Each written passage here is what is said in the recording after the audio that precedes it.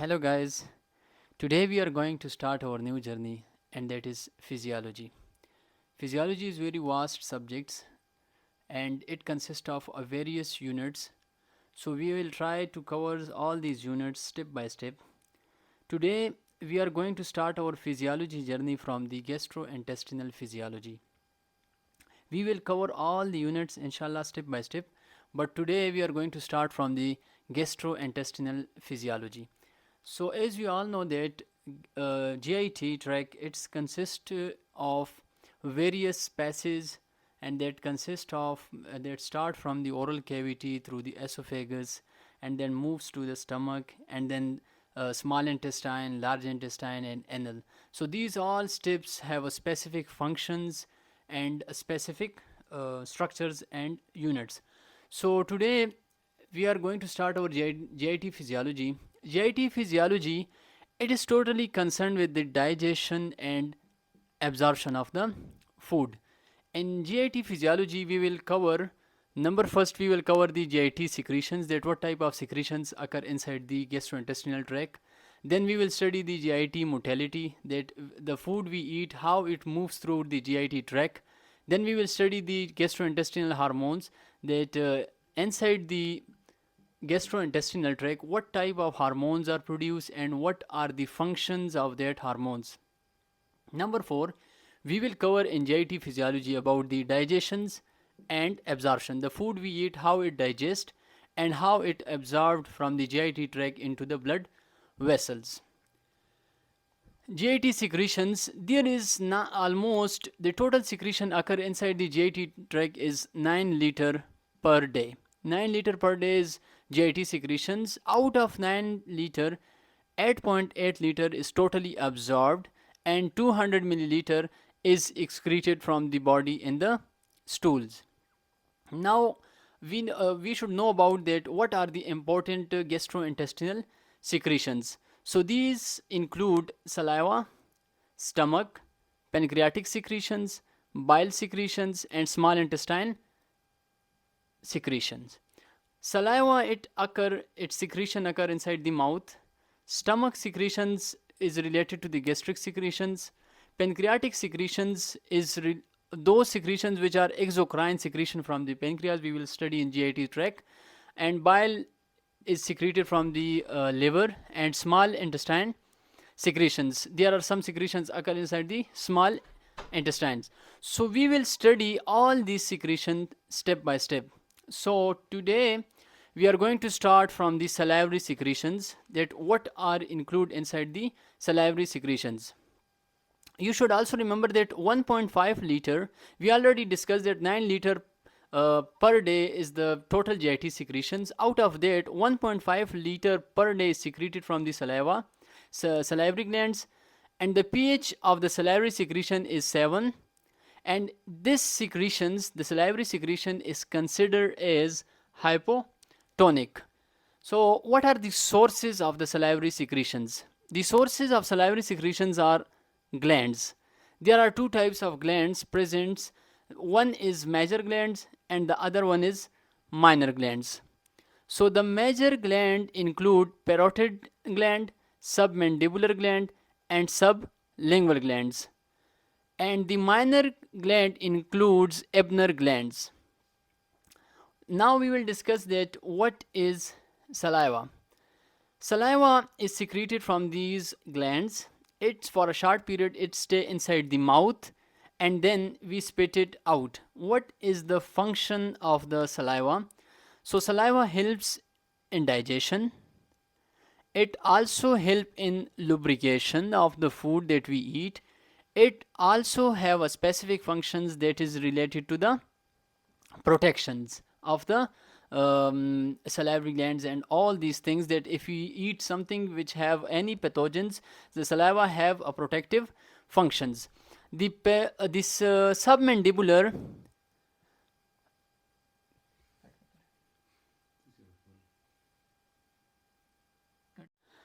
so the major secretion we have discussed that 3 types of glands are consist of it. So the parotid glands, it secretes almost 20% of the secretions. The submandibular, it secrete almost 70% of the salivary secretions, and the sublingual secrete almost 10% of the salivary secretions. So the maximum secretions occur from the submandibular gland. So the food that we eat that we take, the digestion that is started. So the first digestions that is started from, and that is the carbohydrates. The second one is the lipids, and the third one is the proteins. So for carbohydrates, we have a salivary amylase inside the saliva which digests the carbohydrates. For lipids, we have lingual lipase that occurs from the Ebner's gland, and there is no enzyme for the protein inside the saliva. So if we take protein, we do not feel any taste of the protein because we don't have any enzyme of the protein inside the saliva. As we have discussed that saliva has also a role in protections. So saliva secretions have antibody that is called IgA. It is found in the saliva and it acts as a protective covering. Saliva has also lysozyme. It has also a substance called lactoferrin, and these lysozyme and lactoferrin are effective antimicrobial substances. Now, as we have discussed that there is a secretion, so secretions should be tightly regulated. So how a salivary secretion is regulated? The salivary secretion is highly unique regulated. The secretion is totally under the control of autonomic nervous system. We all know that autonomic nervous system consists of parasympathetic division and it consists of sympathetic divisions. So under parasympathetic secretion, it secrete thin saliva, and under sympathetic division, it secrete thick saliva. As we have discussed that salivary secretion is a unique secretions, we all know that parasympathetic divisions and sympathetic divisions, these two work opposite to each other. But at the level of salivary secretions, these both have increased the secretion of the saliva. Now we discuss about the innervation of the salivary glands. So two cranial nerves are involved in the innervation of the salivary secretions. One is cranial nerve 9, which is a glosopharyngeal nerve, and the other is cranial nerve 7, which is a facial nerve. So cranial nerve, through aortic ganglion, it innervate parotid gland, and a cranial nerve 7, which is a facial nerve, through submandibular ganglion, it innervates the submandibular and sublingual glands. Now look at here. Suppose this is a brain. So from brain, when there comes a signal, this is suppose aortic ganglion. So these nerves stay inside the ganglion for some times and then move towards the parotid gland. When they move toward the parotid gland, it is stimulated and it secretes its secretions. Same is the case when neuron comes to the submandibular ganglion. It will stay for some while and then it will go to the glands, that is submandibular gland and sublingual glands, and they're stimulated and they secrete its secretions. Now the second secretion is gastric secretion, which is the secretion inside the stomach. So the gastric secretion, it is the maximum secretion through the GIT tract and it is 2.5 liter per day. The pH of gastric secretion is 1.5 to 3. Remember that the most acidic secretion is that of the gastric secretions, and the most and maximum secretions occur inside the gastric secretions. Now, what are the sources of gastric secretions? From which sources the gastric juices or gastric secretions are secreted? So there are certain cells that are found inside the stomach. The region where these cells are found, that is called gastric gland region. It is a flask shape. This is the shape of this gland. It consists of different types of the cells. Number first cell, it consists of the surface cell. It is present on the surface, which secretes a mucus secretions. As we all know that there is acid production inside the stomach. So these surface cells serve this surface of the stomach from that acid. Actually, this mucus is having a bicarbonates which neutralize these acid. So these surface cells do acid neutralizations. Number second cells are present that are neck cells. Neck cells act as a stem cells for the stomach regenerations.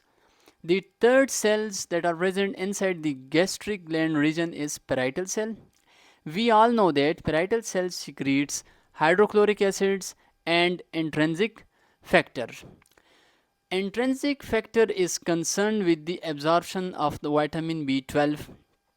There is a one clinical point which you should remember, that in some individuals there is a production of autoantibodies which destroy the parietal cells.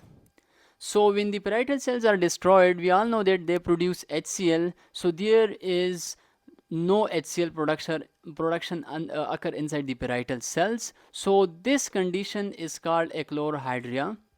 And we all know that parietal cells also secrete intrinsic factor, and intrinsic factor is involved in vitamin B12 absorption, and vitamin B12 is necessary for the production of the new blood cells.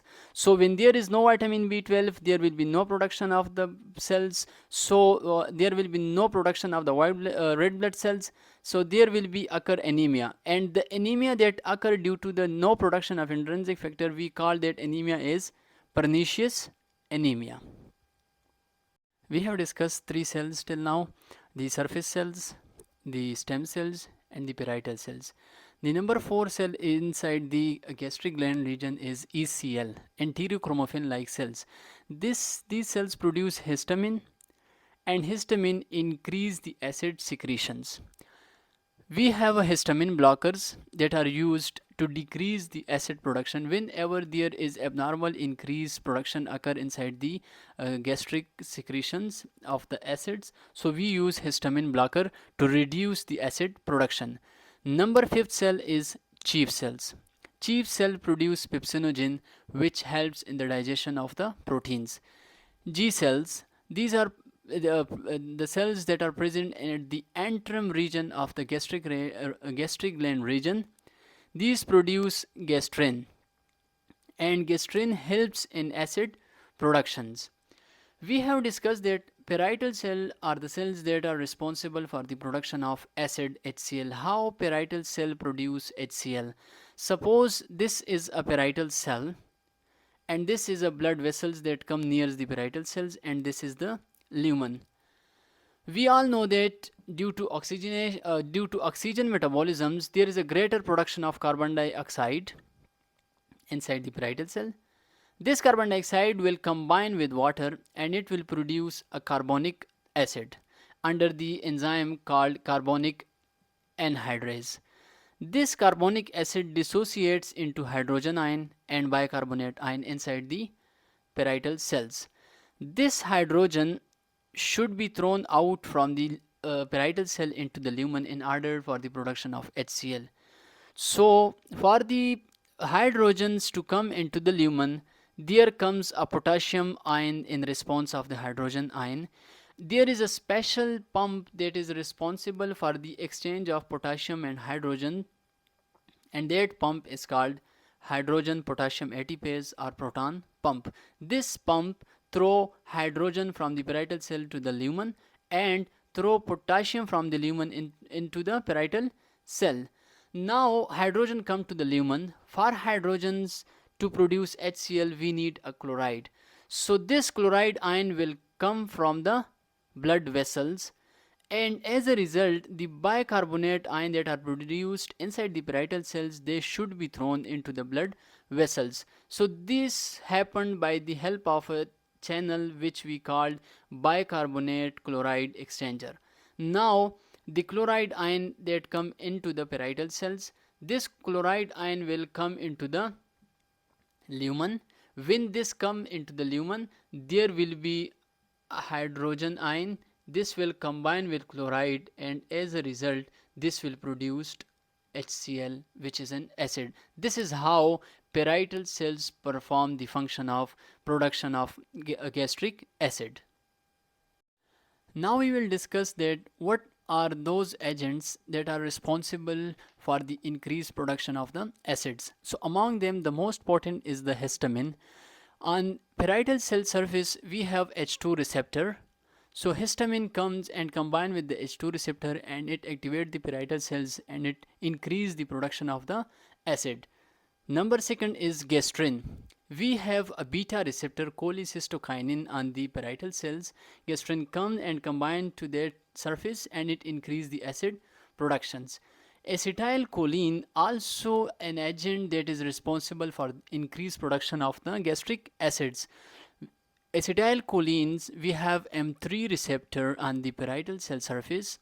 Acetylcholine comes and it combines with M3 receptors and in this way it increases the production of the acid. Now, what are those agents that are responsible to decrease the acid productions? Remember that among them is the gastric acid itself is responsible to decrease the acid productions. How? When there is greater amount of gastric acid productions, it itself inhibit to produce further acids.